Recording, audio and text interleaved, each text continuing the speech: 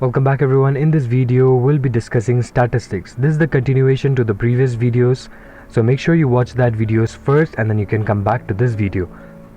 Here we'll be discussing histogram, which is very similar to bar graph. Let's get started. So histogram is very similar to bar graph. So basically if you know how to draw a bar graph, you know how to draw a histogram. We will be seeing some exceptions though.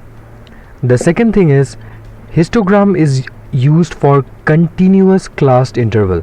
Again, we'll be looking at few numericals to understand this. So without wasting any time, let's jump into numericals. Let us look at our first numerical. Represent the following frequency distribution by means of a histogram. So we'll have to use a histogram. Now the marks is given 10 to 20, 20 to 30 and so on, and the number of students who got this marks, that is between 10 to 20 are 6, 20 to 30 are 15 and so on. So let us try to draw the histogram for this. So for that we'll need a graph paper. Along this we'll draw the x-axis and along this we'll draw the y-axis. Now along x-axis we'll have marks, okay, if you remember bar graph, and along y-axis we'll have the number of students, that is variable. Now this is 10 to 20, so we'll write 10 here and 20 here. Now the next is 20 to 30, so this is continuous. Alright, so we'll go from 20 to 30, then 30 to 40, so 30 to 40 and so on. Now we have the position of the columns fixed. Now it is time to find out where will this lie, or what will be the height of each and every column or the bar. So to do that we'll have to look at this variable. So it is 6, so we will trace all the way up to 6. 15 will be traced all the way up to 15. Now please note, even though 15 is not here, we know that 15 will lie between 14 and 16, so we can draw it here. Similarly we can do for all of them, and this is how the graph for this question will look like. So if you have noticed that everything is same as the bar graph, the only difference is that in bar graph we had a small distance between these two bars or columns, but here we do not. Here they are all stuck with one another.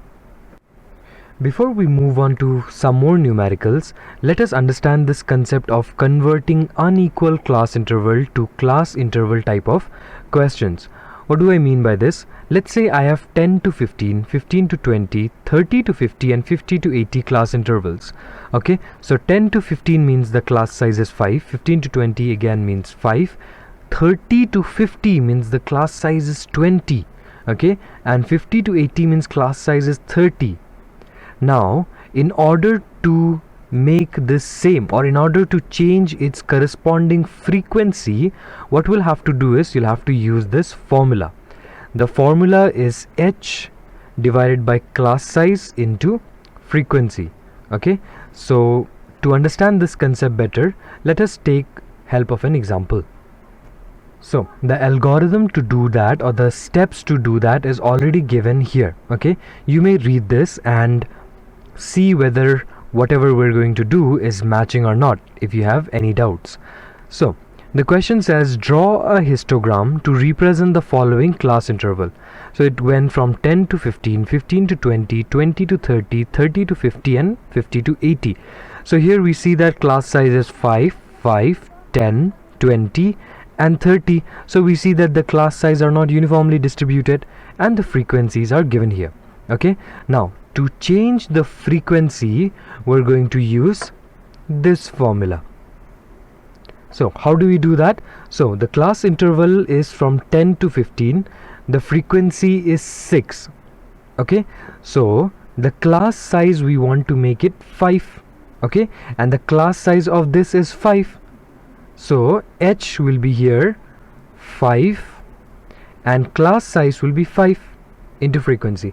We can also look at this formula, that is minimum class size divided by the class size into frequency.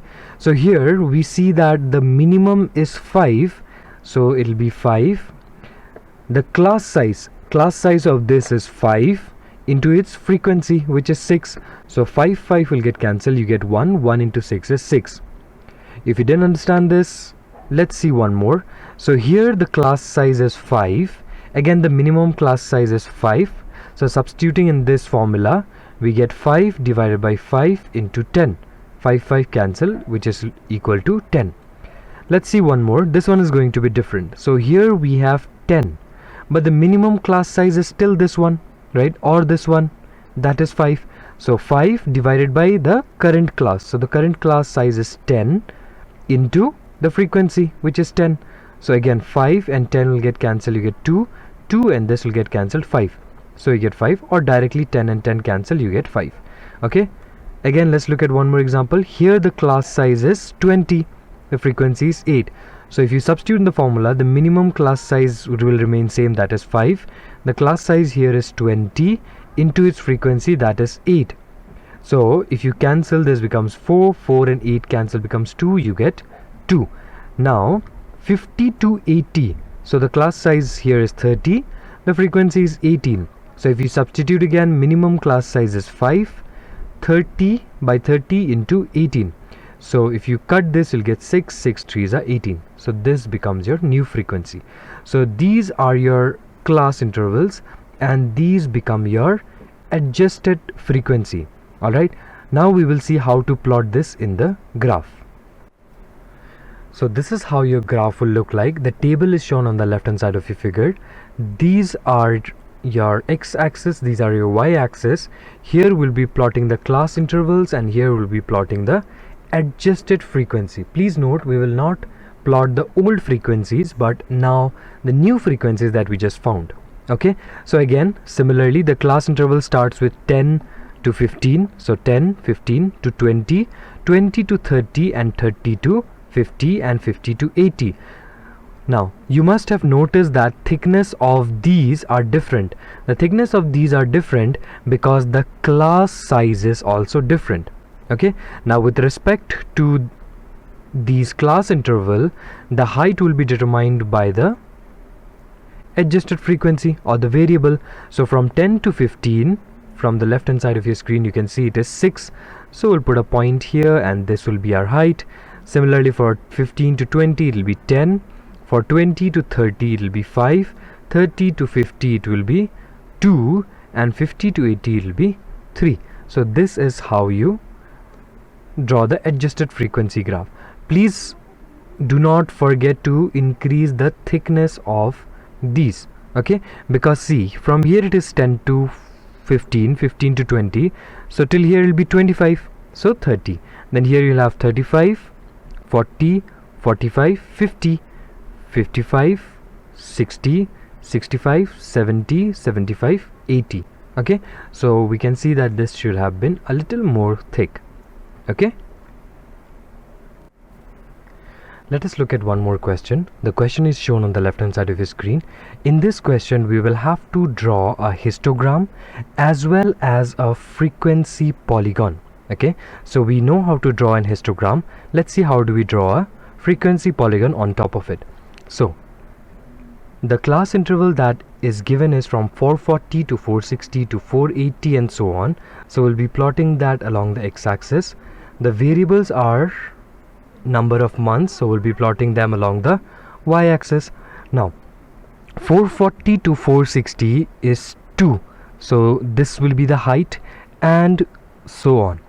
Okay, so I hope you know how to draw an histogram. If you do not, please go back to the first question or the previous videos and make sure you know how to draw a histogram before we proceed. Now what we are going to do is we're going to plot the midpoint of all these columns. Okay, the top midpoint of all these columns. Okay, and we're going to join them. Okay, we're going to join them with a scale, and this one will go to the middle of these two. Okay, so here it is given only from 600, so here we will go from 600 to 620, and similarly here 440, so we will start from 420. Again in the middle of 420 and 440 also will draw a point, and these 2 points will be linked with that. Okay, this is nothing but your frequency curve. Okay, this line is called your frequency curve or frequency polygon. So in the exam, if it is asked, you can just draw like this. I hope you have understood this. Let us see one more numericals. So construct a frequency polygon for the following data. So this is the age and this is the frequency. Okay, now here you have to construct a frequency polygon. Please note that you don't have to draw the histogram here, only frequency polygon will do. Now in that case, it is mandatory to make a column called class mark, because remember in the histogram we took the middle of the top of the bar. So this middle is nothing but the class mark, so we need to draw class mark. So the class mark, if you remember, the formula is lower limit plus upper limit divided by 2. Okay, so let's do for the first one. The lower limit is 0, upper limit is 2, so 0 plus 2 is 2, divided by 2 is 1. Okay, similarly for all of these. And frequency. Now that we have the class mark and the frequency, what we're going to do is we're going to plot this in our graph. So the final table is shown on the left hand side of your screen. Let's see how to do this graph part. Okay, so the frequency polygon will be drawn by plotting these points. Okay, so as you can see, the first point is 1, 2.